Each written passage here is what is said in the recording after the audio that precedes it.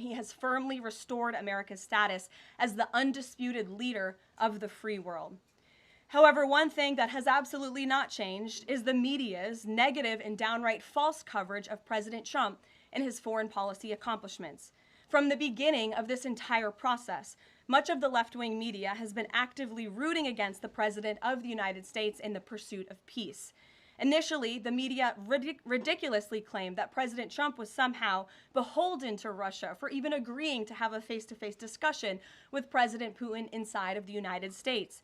The media said President Trump was making a grave mistake by, quote, legitimizing Putin. They were aghast that President Trump would treat another world leader like a world leader.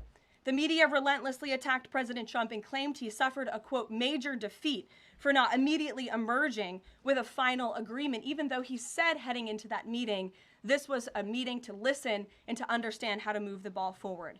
All weekend following those historic U.S.-Russia bilateral talks, we listened to clueless pundits on television trying but failing to claim that the president had failed.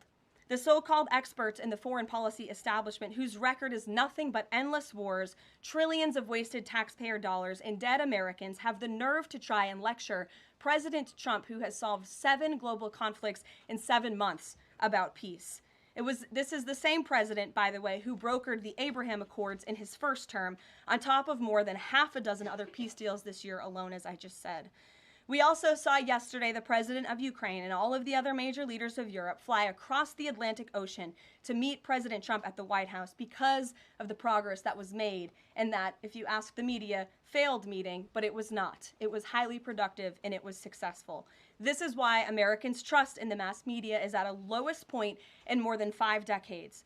Diplomacy is a delicate process, and instead of reporting the facts about what is happening here at this White House and what is happening between this president and other leaders around the world, many outlets in this room continue to try to actively undermine the president and sabotage the efforts towards peace.